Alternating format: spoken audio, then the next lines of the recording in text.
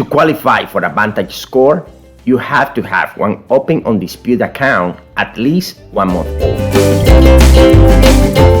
It can take less time to establish a Vantage score than a FICO score. Vantage score can produce a score with just a month or two of a consumer opening credit account. FICO scores require 6 months of credit history. Another difference is that some consumers who cannot be scored by most FICO models because of unlimited credit history can still get a Vantage score. Vantage Score 3.0 also weights late mortgage payments more heavily than other late payments, so all can damage your score. Allows 14 days for rate shopping for a car or mortgage, counting all inquiries in that time as one.